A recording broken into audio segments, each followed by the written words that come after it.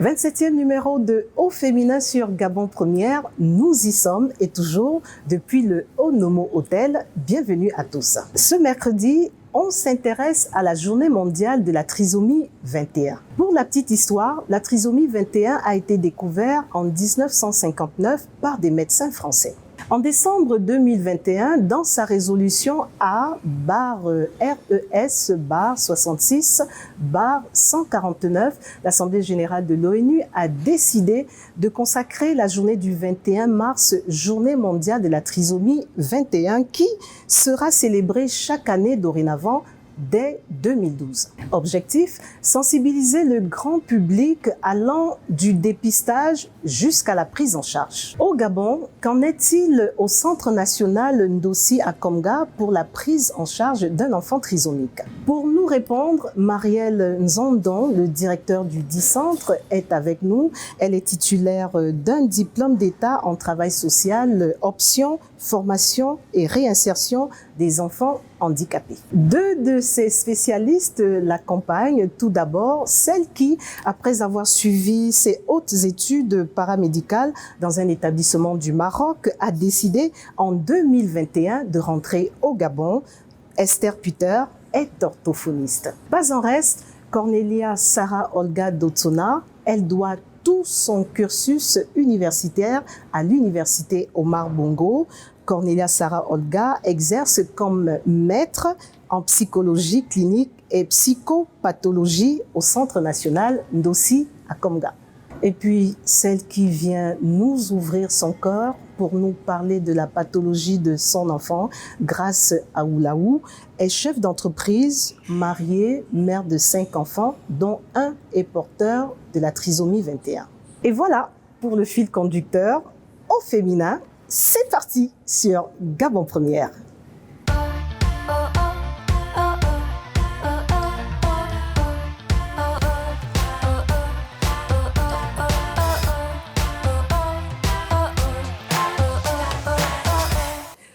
Nous sommes déjà installés et vous à la maison, on vous remercie une fois de plus de nous accueillir chez vous et mes invités sont là. Bienvenue. Merci. Merci Madame Mireille Lira. Vous êtes, je n'ai pas menti que nous sommes bien installés. Hein? Très bien installés. Très bien installés. Voilà. Alors d'abord, on va voir le rouge. On peut déjà expliquer pourquoi nous sommes toutes de rouge vêtues ou presque. Ah, oui. Marielle Nzondon est mieux placée parce que le dress code. Pourquoi ce dress code?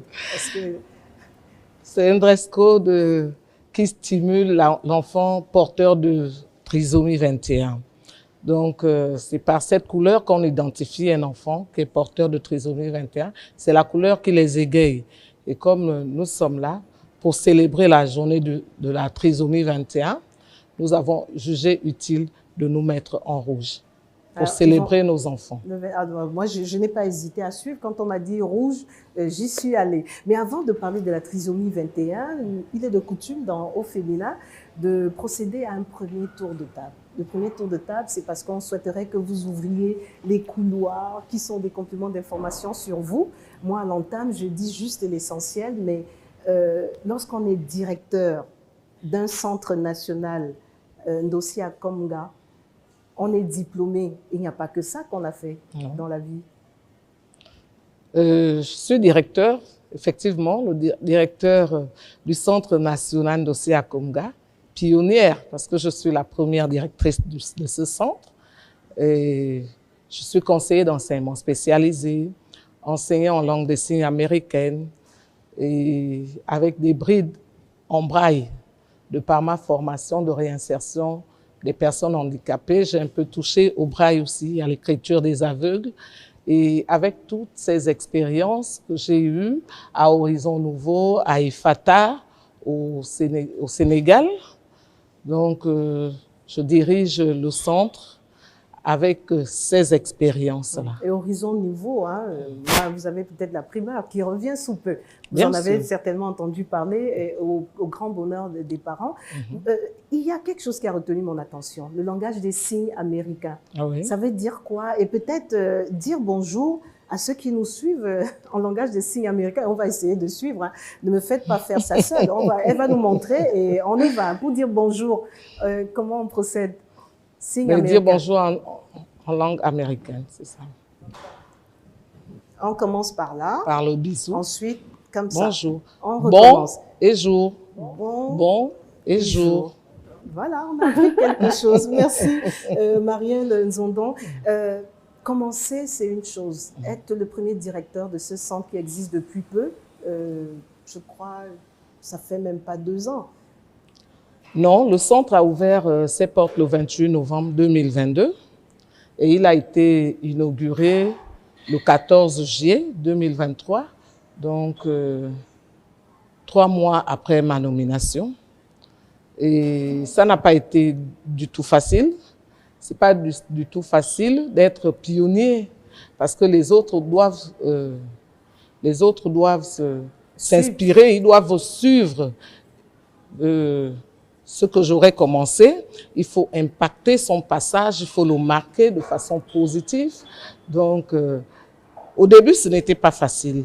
Mais cette année, c'est beaucoup plus fluide. Vous avez commencé à avoir vos marques. Et Voilà. surtout quand on porte le nom du centre, l'un des noms, c'est espoir. Susciter l'espoir. à Oui, Konga. l'un des noms suscite l'espoir, c'est le pan autiste. Mais comme nous parlons de la trisomie, nous parlons du pan Ndossi. Ndossi, en langue pour nous, qui signifie le rêve. Le rêve des parents, d'avoir une structure publique qui puisse prendre en charge leurs enfants, et le rêve des enfants de pouvoir se socialiser, de pouvoir appartenir à une société, de pouvoir devenir autonome. Donc, emmener les enfants à la socialisation, c'est notre but. Et quand on est pionnier, on n'a que ça en tête. On cherche les voies et moyens pour faire porter la chose. Heureusement que j'ai un personnel qui suit. Et c'est pas facile, mais nous allons y arriver. Et vous faites bien de le dire parce que ça me permet de me tourner vers Esther Peter, qui elle aussi avait un rêve, celui de venir contribuer à l'évolution du pays. Vous avez étudié au Maroc Oui. et vous êtes rentrée en Oui, 2021. En 2021, c'est ça. J'ai eu mon diplôme à Marrakech, plus précisément. Donc, j'ai fait une formation de 3 ans, donc licence. Et en rentrant après au Gabon, j'ai été recrutée au centre tous différents, au Badegege, où j'ai fait 2 ans pratiquement. Et au sortir de là, j'ai été intégrée par la fonction publique où j'ai rejoint l'équipe de Madame Marielle. Aussi, Voilà, un centre aussi. national Exactement. d'utilité publique. Hein. Exactement. Mais orthophoniste, c'est quoi? Ortho, ça me rappelle les oreilles. Oui, la voix. Mais qui font quoi? En fait, l'orthophonie ici, on réduit que tout ce qui concerne la voix, la parole, le langage oral et le langage écrit. Donc, C'est si la rééducation. quelqu'un perd sa voix, on fera appel à vous Exactement. pour lui donner des mécanismes afin de la recouvrir. Oui, c'est Ah, exact. j'ai noté, et vous aussi à la maison, j'espère. Alors, elle porte le plus long nom de nous toutes.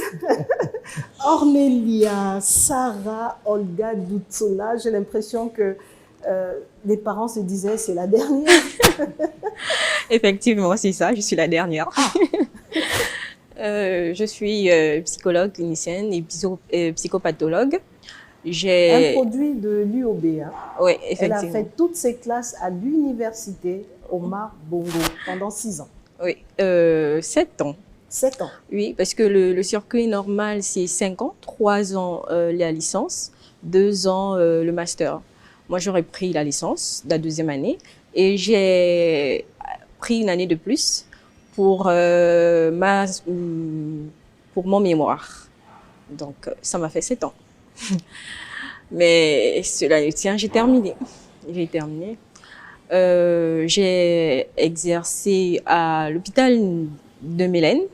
Bon, mes premiers stages, c'était à l'hôpital de Mélène. Ensuite, je suis allée à l'hôpital d'Ovando, au service rééducation fonctionnelle. C'était une très belle expérience. Puis, j'ai fait un tour au CTA pédiatrie. J'ai travaillé avec des enfants porteurs du VIH. Et j'ai été affectée par la fonction publique au centre d'Okala, où j'ai travaillé avec des femmes enceintes. Et puis, finalement, je me suis retrouvée au centre d'Ossi à Konga, où j'ai décidé d'être l'une des pionnières en tant que psychologue. Mais on n'en doute pas une seconde, hein, parce qu'elle s'est autorisée de reprendre des stages, elle s'est autorisée de procéder de faire des stages ici et là, et je pense que le rêve de Ndossi est en marche avec tous ces spécialistes. Oui, allez-y. Ouais, il faut ajouter que j'ai fait un tour au SAMU social et à l'hôpital de campagne lorsqu'il y avait le Covid. Donc, j'ai aussi exercé là-bas. Dans tous les centres médicaux n'ont plus de secret pour vous. Il en manque un. Vous avez encore le temps pour faire le tour. Hein. Grâce à Oulaou, Je suis là. vous êtes chef d'entreprise. Tout à fait. On va dire, vous faites beaucoup plus dans l'événementiel. Aussi. J'ai dit que vous êtes maman Mhm. et encore maman. Mhm. Effectivement. Alors, comme vous venez de le dire, je suis maman de 5 enfants. Je suis chef d'entreprise. Je suis aussi pasteur. Il faut dire que j'ai plusieurs casquettes. Et voilà, je suis une maman de 5 merveilleux enfants, en plus d'un enfant aussi merveilleux que les autres, atteint de la trisomie 21. Un garçon qui s'appelle Steve Junior. Il a 5 ans. Et c'est l'une des expériences les plus formidables que j'ai pu vivre en tant que mère. Vous savez, beaucoup de mamans n'ont pas la chance d'avoir un enfant différent. Moi, j'ai eu tous les enfants dits normaux. Et j'ai eu en plus un enfant qui n'est pas comme les autres. Et en donc, quoi est-ce une chance? Ben, c'est une chance parce que je me dis, vous savez, c'est pas tout le monde qui a la grâce d'avoir un enfant qui n'est pas comme les autres. Parce que c'est un enfant qui sollicite beaucoup de vous, qui demande beaucoup d'énergie, qui demande beaucoup d'attention, qui demande aussi beaucoup de savoir-faire. Et moi, j'estime, je vais du principe que tout ce qui nous arrive est permis par Dieu. Et si Dieu a jugé utile de me permettre d'avoir un tel enfant, c'est qu'il a vu qu'en moi, j'avais les capacités, les aptitudes de pouvoir gérer cet enfant. Et donc, je me dis, j'ai une charge en plus, j'ai une responsabilité en plus. C'est une grâce pour moi, et bien, je l'assume complètement. Et donc, je suis la maman d'un merveilleux enfant. En gardant le sourire. Voilà, et il faut dire toujours. que cette grâce vous a permis d'aller en dehors du Gabon. Mhm. Et racontez-nous, parce que vous découvrez le centre Ndossi, Mhm. je ne vais pas dire d'une drôle de manière, et vous avez décidé de partir de l'Hexagone pour venir le faire suivre dans nos murs. Tout à fait. Il faut dire qu'à la base, on part du Gabon pour les raisons de santé de mon fils. Il faut dire que la France, pour nous, ce n'était pas un projet de vie. Vous savez, il y a des gens qui se projettent, qui se disent on va aller vivre en France, etc. Et nous, on était très bien au Gabon dans nos activités. Mon mari, il est prophète. On a nos églises, on a nos activités qui fonctionnent très bien. Et là, je tombe enceinte comme d'habitude. Je ne sais pas si je peux déjà me permettre de Non, parce qu'il y aura la partie témoignage. Voilà. Nous, donc, le goût, c'était surtout pendant voilà. que d'autres rêvent de partir du Gabon, vous avez fait le Décidé chemin de revenir. inverse et de dire... Et donc, on est en France et je suis avec ma grande sœur qui me dit, écoute, je viens de voir une publication sur Facebook. Apparemment, il y a un centre de trisomie 21 au Gabon. Je dis non, j'ai jamais entendu parler. Elle me dit, mais si, elle m'envoie le lien. Et là, je tombe sur le lien et je vois madame la directrice qui parlait. Il y avait également le psychologue et je pense qu'il y avait eu un reportage sur le centre et je me suis dit, waouh, ben, je rentre au Gabon. Et elle est parmi nous aujourd'hui. Et on est rentré au Gabon. Elle est rentrée au Gabon. Et si un jour vous ne voyez pas présenter au féminin, grâce à Oulaou, peut le faire parce qu'elle nous a caché. Hein. Elle, c'est une femme des médias, elle connaît très bien les plateaux de télévision. Elle a tout ce qu'il faut pour me remplacer si jamais je suis indisponible. On est d'accord? Ok. Non, ça c'est une offre, il faut le dire. D'accord. D'accord, bon, c'est promis. Alors, mesdames, venons-en au thème qui nous intéresse, cette journée mondiale de la trisomie 21. Marielle Zondon, pourquoi une journée? Pourquoi dédier une journée? Je sais que ça ne relève pas de vous, je l'ai dit à l'entente, tout part de l'ONU qui a décidé depuis 2012 de la célébrer. Une journée, est-ce que c'est assez pour parler de cette maladie, la trisomie 21? Nous dirons que une journée n'est pas assez, mais elle est importante. Parce que c'est à cette journée que nous avons l'occasion de sensibiliser le grand public sur la trisomie 21. Nous avons l'occasion de sensibiliser les mamans pour qu'elles aillent se faire dépister. Nous avons l'occasion de parler de la prise en charge qui est faite sur la trisomie 21. Donc pour moi, une journée dédiée à la trisomie 21, c'est quelque chose de bien. Alors, je m'adresse à toutes, hein, parce qu'on parle de trisomie, ça va de soi pour les spécialistes que vous êtes. Moi, j'ai beaucoup fouillé pour comprendre. Il y a toute une signification derrière 21. Pourquoi 21? Je dirais que l'être humain est composé de 46 paires de chromosomes. Et le fait qu'il y ait une paire de chromosomes en plus au niveau de la 21e paire, c'est pourquoi on parle de trisomie 21. Parce que la 21e paire est en double. Est-ce qu'il y a des trisomiques normaux ou bien c'est toujours 21? Non, il n'y a pas que la trisomie 21. S'il n'y a pas 21, ça veut dire qu'on est normal. Et donc, ce qui devient anormal, c'est le 21. La présence de la 21e paire, de la paire en plus au niveau de la 21e paire. Et quels en sont les signes? Les signes de la trisomie 21, toujours dans mes recherches, lorsque la femme est enceinte, encore que dans les hôpitaux, il faut déjà avoir le réflexe de le détecter. On parle d'une ouverture à la nuque. Je n'ai pas compris grand-chose, mais vous êtes mieux placé pour me le dire. Déjà, Esther je Peter. prends la parole. Au niveau des signes, déjà, ce qu'il faut savoir, c'est que l'enfant atteint de trisomie 21 va avoir une déficience intellectuelle, des troubles de la croissance qui seront également présentes, mais également une insuffisance de la motricité musculaire. Mais il y a d'autres signes également qu'on peut rajouter au niveau morphologique. Donc, l'enfant à la naissance aura un visage très rond, un nez très aplati ou de petite taille, une grosse langue aussi par exemple, ou des doigts et des pieds de petite taille vraiment différents de la norme. Donc, en gros, quand on parle de signes, c'est cet aspect-là. Ça, ce sont les signes une fois que l'enfant naît. Ouais. Mais avant la naissance, est-ce que le parent, la mère, on est capable de détecter que l'enfant, il peut être trisomique? Oui, en faisant deux prises de sang et une échographie également. Donc, Et ça, c'est obligatoire. C'est pendant les visites prénatales. On le conseille fortement aux Oui, femmes oui. de procéder à tous ces examens. À tous ces examens pour voir la santé de l'enfant dans le ventre. Donc, on conseille aux femmes de faire tous ces examens pour pouvoir prévenir le risque d'avoir un enfant porteur de trisomie.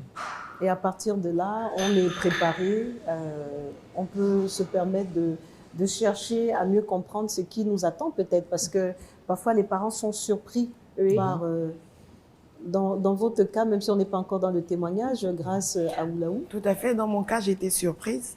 Il faut dire que moi, généralement, toutes les grossesses que j'ai eues avant, parce qu'avant d'avoir Steve Junior, j'avais déjà eu 3 enfants, et toutes les grossesses, j'ai toujours procédé à tous les dépistages qu'il faut faire de manière préambulaire. Donc, j'ai tout fait. Et il se trouve que la grossesse de Steve Junior, vous savez, quand vous êtes habitué, vous vous dites, bon, ça s'est toujours très bien passé, donc pas besoin. Vous n'avez pas eu de problème? Franchement, je n'ai pas demandé au médecin de le faire. Moi, je me suis dit que ça aurait été systématique, que le médecin se serait dit, bon, on va faire tout le bilan normalement. Mais non, ça n'a pas été fait tout au long de la grossesse. Et nous, par contre, c'est au niveau du 7e mois, à partir du 7e mois, lors de l'échographie, je crois que le médecin a constaté une anomalie dans le développement de l'enfant. Parce qu'il faut dire que chaque enfant correspond à une certaine morphologie au fur et à mesure de l'évolution du fœtus. Et je pense que pendant l'échographie, le médecin a constaté que l'évolution ne correspondait pas au mois de l'enfant, mais ils ne me l'ont pas dit. Je pense qu'eux aussi se sont dit, bon, on a manqué de le lui dire, on a manqué de faire l'examen prénatal. Donc, si on le lui dit maintenant, peut-être qu'elle peut nous rejeter la faute. Bon, je ne sais pas comment est-ce qu'ils ont pensé à ce moment-là, mais on m'a rien dit. J'ai juste lu dans leurs yeux qu'il y a quelque chose qui n'allait pas parce que ça parlait entre les deux médecins. Après, ils m'ont dit non, tout va bien. Tout va bien. Alors, c'est ce qu'ils disent, comme quoi il faut parfois inciter les femmes à le faire. Et les spécialistes, c'est vous qui êtes mieux placés pour nous exiger certains examens parce que parfois on n'y pense pas. Alors, Il y a, vous avez arboré, il y a Esther Peter et puis Marielle Nzondon. Vous êtes venus sur ce plateau avec des chaussettes dépareillées. Les gens, lorsque vous les verrez à la maison, ne dites pas qu'est-ce qui se passe, mais c'est normal parce qu'on recommande justement de s'habiller ainsi lors du 21 mars, journée mondiale de la trisomie 21. Chaussettes dépareillées, nous expliquer un peu. Oui, Je n'ai pas osé. Hein. Nous portons des chaussettes dépareillées pour exprimer la différence. Nos enfants sont différents et nous acceptons cette différence. Parce que certaines personnes ne l'acceptent pas. C'est pour exprimer, pour dire que nous acceptons, nous accompagnons des enfants différents et nous acceptons de vivre avec des enfants, avec des enfants porteurs d'un handicap. Oui. Donc qui sont différents des autres. Donc, comme quoi, il ne faut pas toujours juger. Peut-être vous avez vu quelqu'un ce 21 mars avec peut-être aussi des habits dépareillés. Hein. Il n'y a pas que les chaussettes. On va dire que mais cette personne habillée bizarrement, mais ça marque. Déjà, retenez pour vous qui nous rejoignez seulement que cette journée, il faut porter la couleur rouge. Parce que ça permet, c'est un signe pour les enfants trisomiques. Esther Peter et Cornelia Sarah Olga Dutsona, avant de marquer une pause, parce qu'elle avait commencé à nous en dire un peu plus sur son témoignage, sur son enfant, puis avant de poursuivre l'écoute de votre témoignage en tant qu'orthophoniste. Et oui, psychologue, clinique et Psychopathologue. Oui, dites-le, moi je... Psychologue clinicienne et psychopathologue, oui. Oui, elle le dit rapidement, mais nous on y va par cela. Et voilà. Et maître en psychologie clinique, voilà, elle a dit, du centre, comment procédez-vous en général lorsque vous avez un nouveau patient? Là, je ne sais pas qui va commencer, Peter ou bien on va... Je vais commencer. Olga, nous dire lorsque on vous amène un enfant trisomique, vous procédez comment, surtout que vous ne connaissez pas, c'est différent lorsque vous avez déjà eu quelques séances avec un enfant, mais la première fois, comment se fait la prise de contact? Alors, lorsque nous avons un enfant pour la première fois, on passe par une évaluation. On utilise la grille d'évaluation du comportement pour avoir une idée de ce qu'il s'agit en ce qui concerne l'enfant. Regardez les troubles qu'il peut porter, ses difficultés, en gros. C'est on cherche à avoir la base de comportement de l'enfant pour le commencement. Et lorsqu'on a cette base de comportement, on sait à peu près quels sont les déficits de l'enfant. On va maintenant passer à la prise en charge, de cette déficit. Donc, quand il vient au centre, il passe par les différents spécialistes. Chaque spécialiste fait son observation clinique, il fait un compte rendu de qu'est-ce qu'il s'agit, où est le problème. Après, on passe à la prise en charge même de l'enfant qui est venu en prise en charge, qui est venu en consultation. Si l'enfant est pris au centre, lorsqu'on remarque effectivement qu'il est vraiment porteur de trisomique, lorsqu'il est vraiment porteur de trisomique, parce que c'est l'un des critères pour adhérer au centre, il faut être trisomique. Est-ce que, quand vous dites lorsqu'on remarque vraiment, est-ce à dire que parfois il y a aussi des diagnostics faussés? Non, déjà avec l'enfant trisomique, le facial nous indique tout de suite. Le facial nous indique. C'est vrai qu'il y a certains, j'ai quand même remarqué pendant que je travaille au centre, j'ai quand même remarqué qu'il y a certains, les signes ne sont pas très prononcés. C'est vraiment pas très prononcé. Mais lorsqu'on observe bien, avec de l'expérience, on sait que là, il est porteur de trisomie. C'est quand même léger. Donc, c'est un peu ça le circuit, lorsque l'enfant vient pour la première fois. Et les parents sont généralement à côté? Oui, on fait l'observation clinique avec des parents parce qu'on pose des questions aussi aux parents pour savoir comment l'enfant se comporte à la maison. On veut savoir un peu comment s'est passée la grossesse, est-ce qu'il y a eu un accident. En fait, on prend des informations que seul le parent peut nous donner. Voilà. En général, quand on dit parents, on ne sait pas si c'est au pluriel ou au singulier, c'est la mère ou bien les deux sont Non, des fois, c'est les deux. En Oui, général, parfois les général, deux, oui. Oui. Après, le plus souvent, c'est juste un parent qui vient. Donc, comme ma collègue disait, donc on fait en fait au début l'anamnèse. C'est une série de questions qu'on pose aux parents, donc que ce soit à la mère ou au père, pour savoir comment ça s'est passé la grossesse, le développement de l'enfant, comment l'enfant se comporte à la maison, s'il a été scolarisé avant ou pas. Donc, une fois qu'on termine l'anamnèse, bon, dans le cas de l'orthophonie, une fois qu'on termine l'anamnèse, on passe maintenant au bilan. Donc, le bilan, en fait, ça c'est établi en fait avec différentes batteries, en orthophonie bien sûr. Donc, on fait le bilan et après le bilan, comme elle a expliqué, on passe maintenant à la prise en charge de l'enfant. Donc là, maintenant, on voit avec d'autres spécialistes comment faire pour prendre l'enfant pour la prise en charge, les rééducations, comment elles vont se passer. Et après, on fait un compte rendu à l'administration. Et quand on dit administration, quand on parle de prise en charge, elle est gratuite ou bien un enfant trisomique, j'ai mon enfant trisomique, je viens au centre Ndossi, on fait l'évaluation et puis je commence mes séances, je n'ai rien à payer. Avant de parler de la gratuité ou pas, je voulais ajouter que la prise en charge au centre, elle est pluridisciplinaire. Donc, nous avons le psychologue, l'orthophoniste, il y a aussi des psychomotriciennes qui interviennent dans la prise en charge. Il y a aussi le médecin, nous avons un médecin pédiatre parce que la plupart de ces enfants ont des problèmes cardiaques. Donc, nous faisons aussi la prise en charge médicale. Donc, peut-être à la prochaine édition, je serai accompagnée du médecin et... Oui, mais là, elle veut signer un bail au féminin la prochaine édition en 2025. Mais vous connaissez, vous êtes souvent aux côtés du médecin. Bon, oui, c'est pas une mauvaise idée. Peut-être que notre rédaction viendra vers votre médecin pour édifier les populations là-dessus. Ça fera un complément d'information sur Gabon Première. Alors, ma question reste posée. Voilà, je suis en train d'arriver à votre question. Quand le parent vient au centre et que l'enfant a été identifié, a été retenu par le centre, le service social ouvre une enquête sur la famille de l'enfant.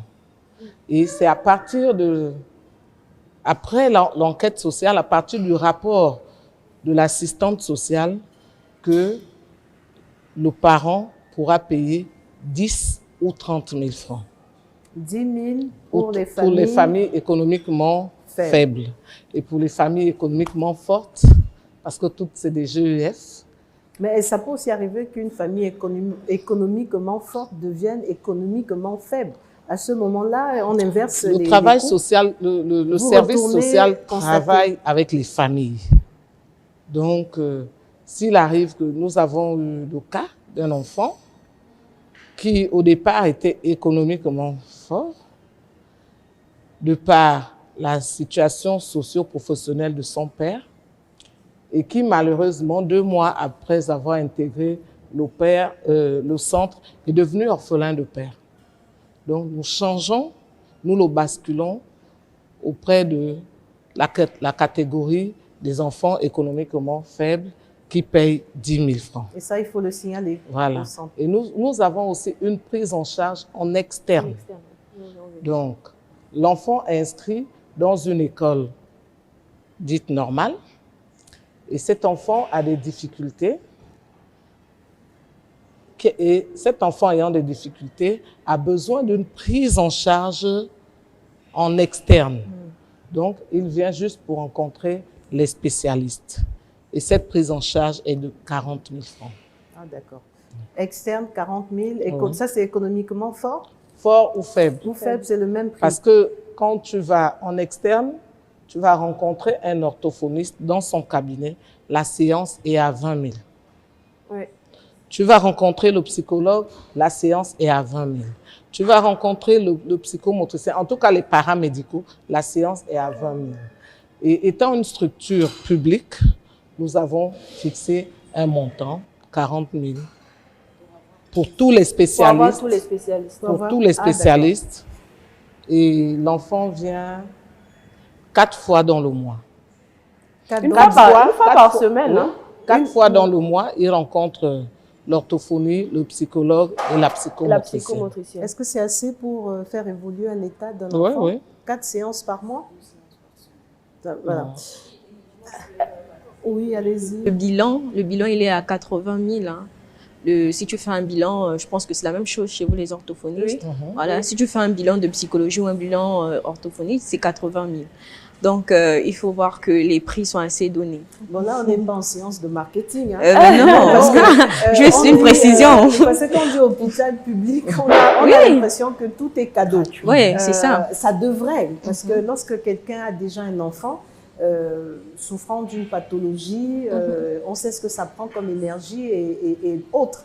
On pensait que, mais en même temps, c'est aussi l'occasion d'attirer l'attention des plus hautes autorités, parce que je suis sûre qu'on peut encore faire quelque chose pour ces parents, pas seulement économiquement faibles, ils peuvent être en apparence économiquement forts, mais les charges, elles sont parfois lourdes.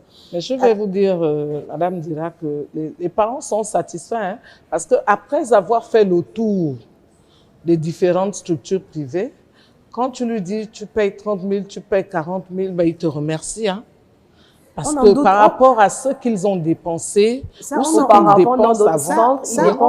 n'en doute pas, parce que le rêve, rien qu'à vous voir, on sent que ces rêves-là deviennent réalité. Donc, on n'a pas besoin de trop épiloguer là-dessus. Je vais juste vous suggérer qu'on marque une pause. Depuis, je suis sûre qu'il y en a à la maison qui se demandent, mais quand est-ce que Grâce va nous faire son témoignage? On marque une pause et on vous retrouve juste après. Elle va nous ouvrir son cœur sur son enfant qu'elle chérit tant.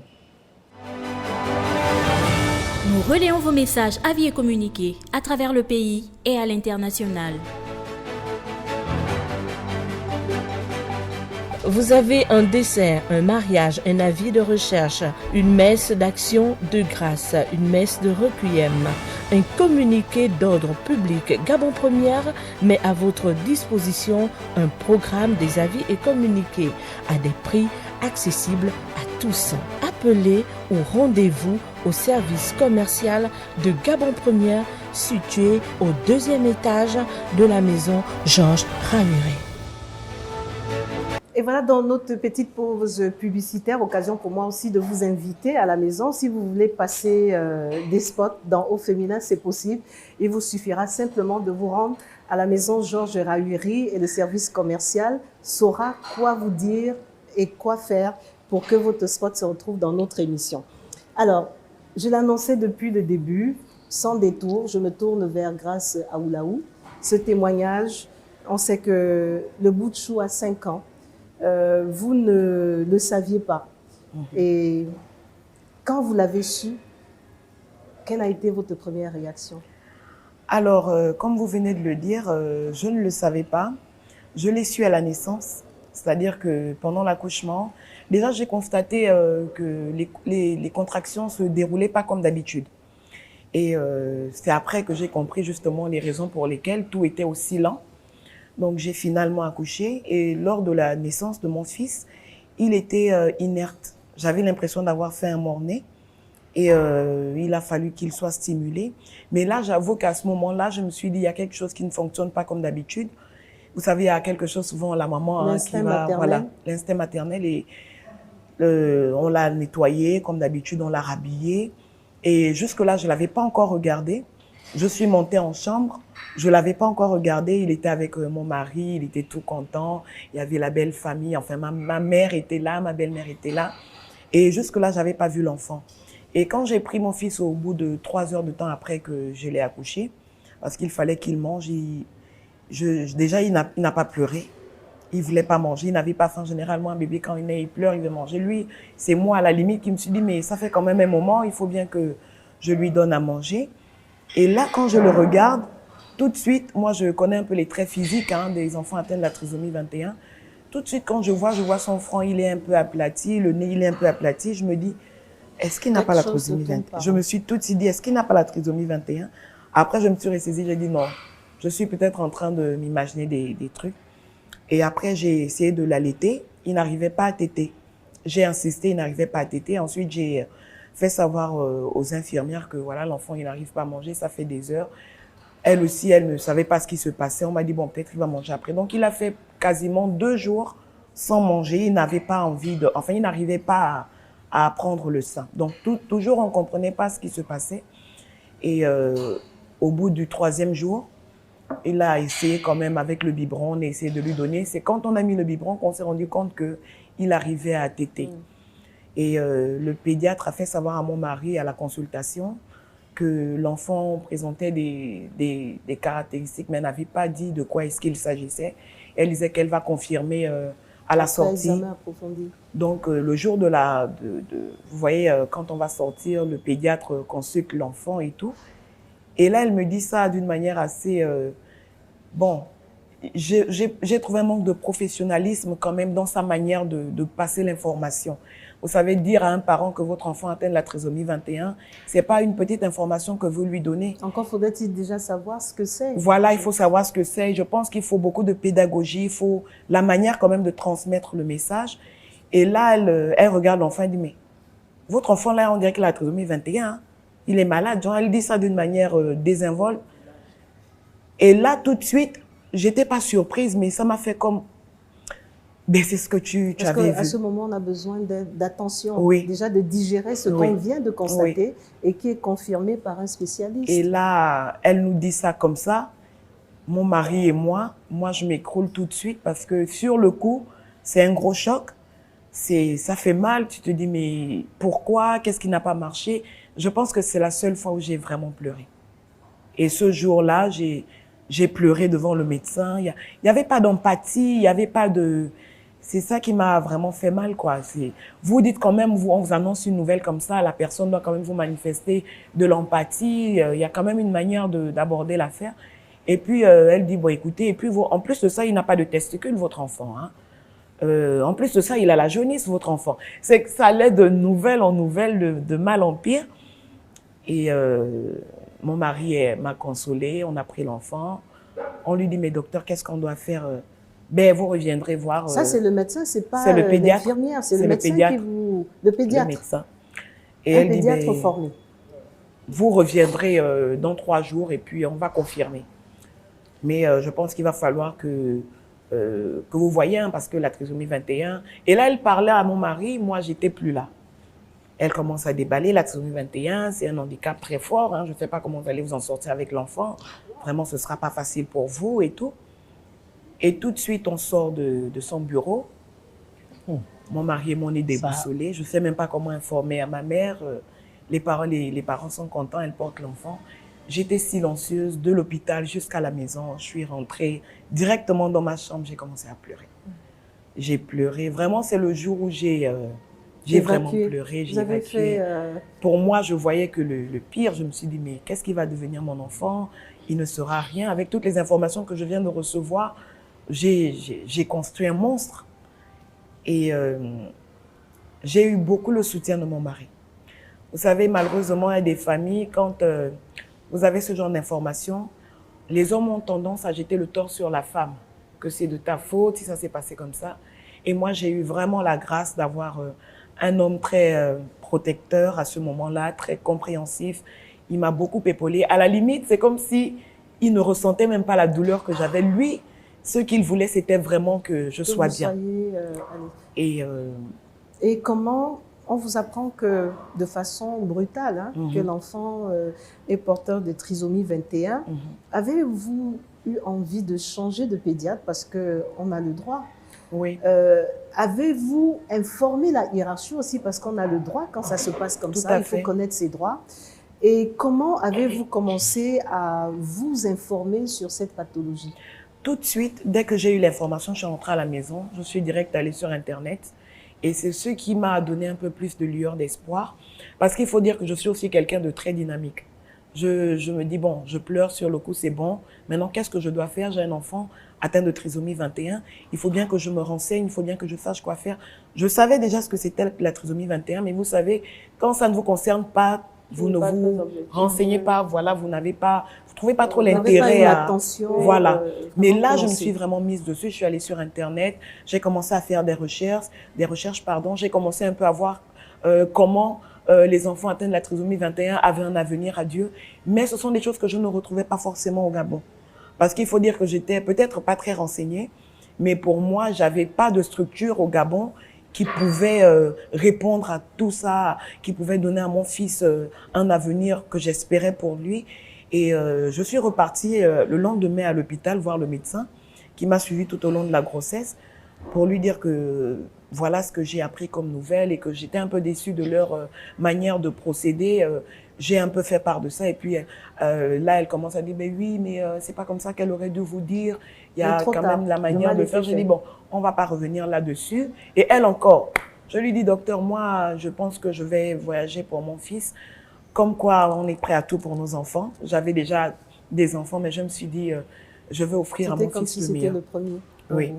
Et j'ai dit au docteur, voilà, qu'est-ce que vous en pensez? Je souhaiterais aller en France pour un suivi pour mon enfant. Ben, vous savez, c'est elle qui me dit, ce ne sera pas nécessaire que vous partiez parce qu'un enfant atteint de trisomie 21, on ne peut pas faire grand-chose.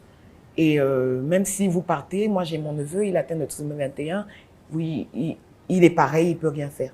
J'ai dit, docteur, moi, le mien, je pense qu'on peut faire encore quelque chose. Alors, vous êtes parti en France et, Dieu aidant, vous avez découvert le centre Ndossi, qui est bel et bien au Gabon.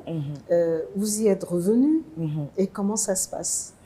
Alors, il faut dire que la chance que j'ai eue en partant, on a fait 5 ans. Mon fils a reçu beaucoup de stimulation. Et comme je disais, pour nous, la France n'était pas un projet de vie. On était vraiment parti sur le coup de la situation de mon fils. Et pour nous, on s'est dit, bon, l'enfant a reçu déjà le minimum, ça essaie d'aller. Pourquoi pas rentrer au Gabon? Parce qu'on a quand même toutes nos activités au Gabon. Comme on dit, on se sent mieux que chez soi. On voulait absolument rentrer au pays. Et là, je discutais, c'est vraiment...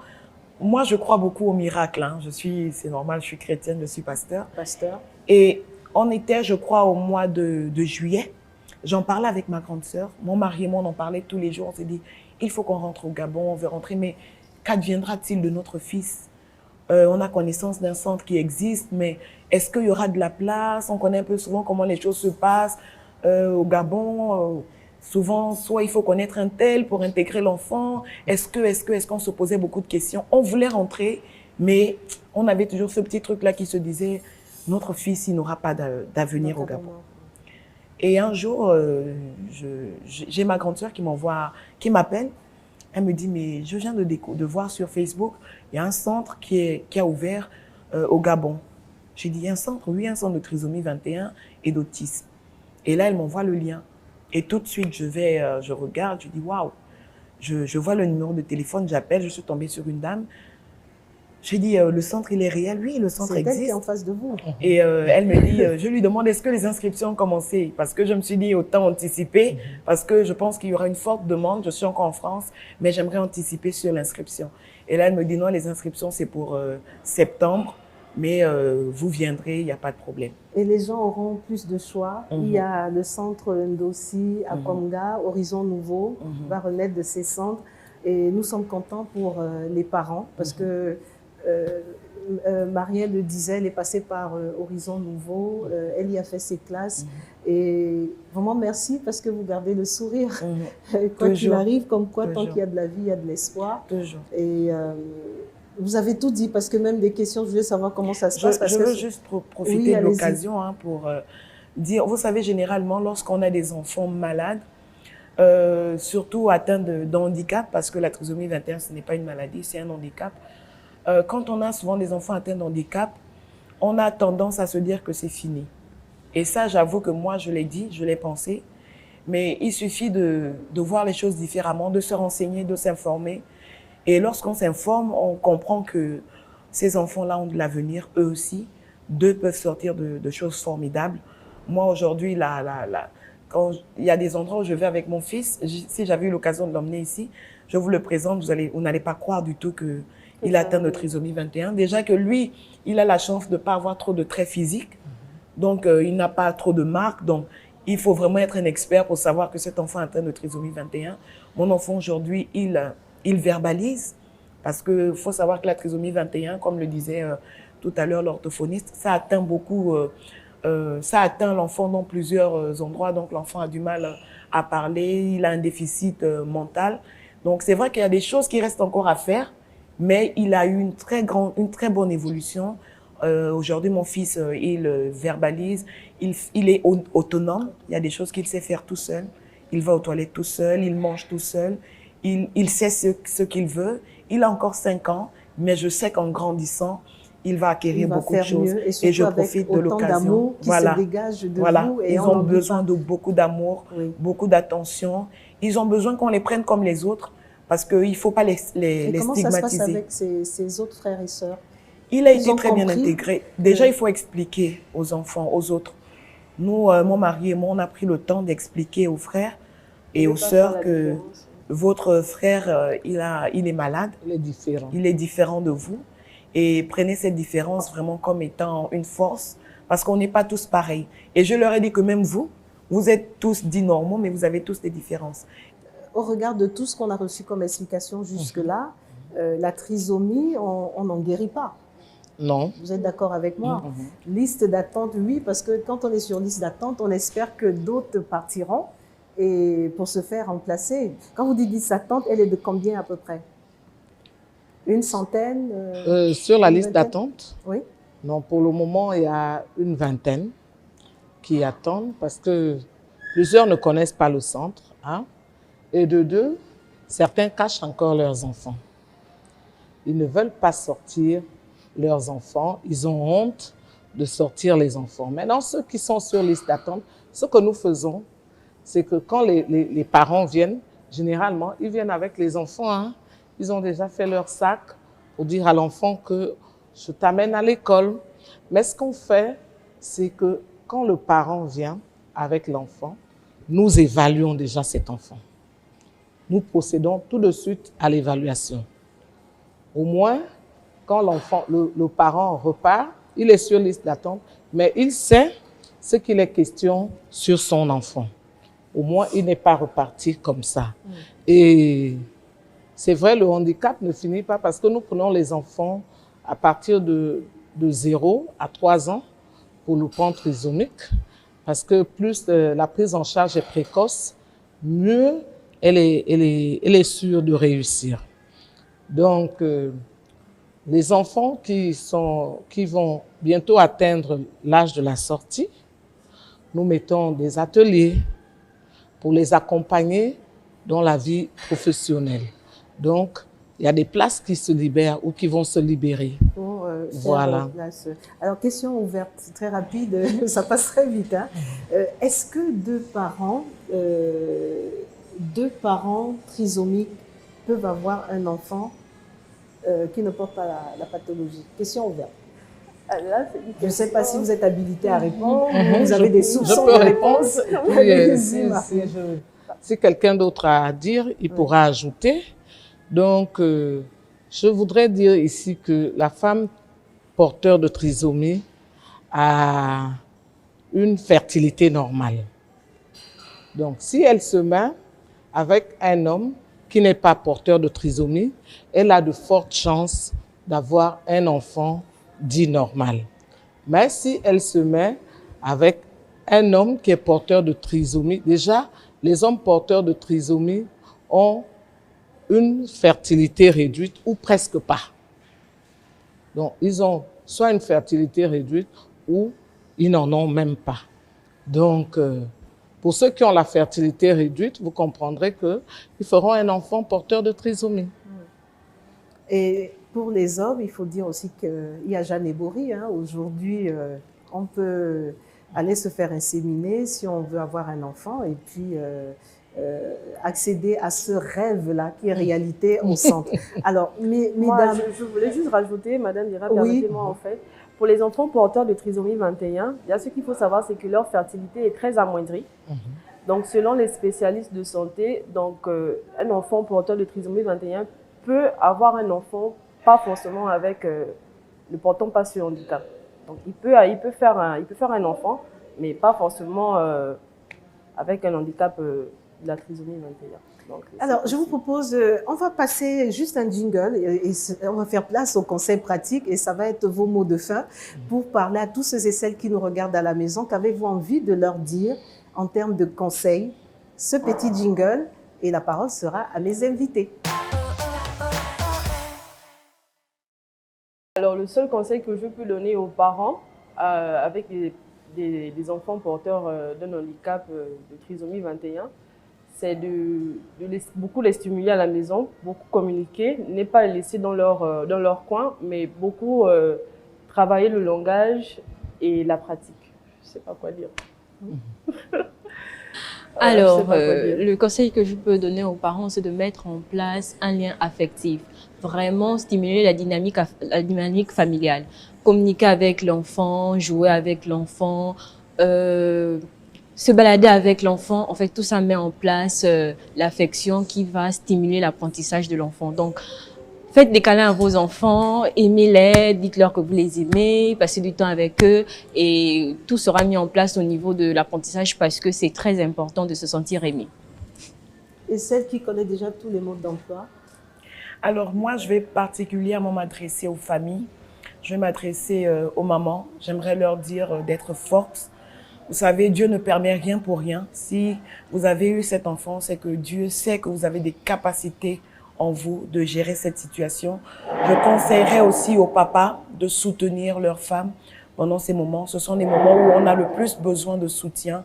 Et en plus, permettez à ce que votre enfant se sente dans de bonnes conditions. Donnez-leur l'atmosphère qu'il faut. Soyez des parents aimants. N'ayez pas honte de vos enfants. N'ayez pas honte de ce que vous êtes. N'ayez pas honte de ce que vous avez. Ce ne sont pas des objets, ce ne sont pas des monstres. Il y a des familles où on considère ces enfants comme étant des malédictions de la nature. Non, ce sont des enfants que Dieu vous a donnés. Il sait pourquoi. Prenez soin de ces enfants. Ils méritent l'amour autant que les autres enfants que vous avez.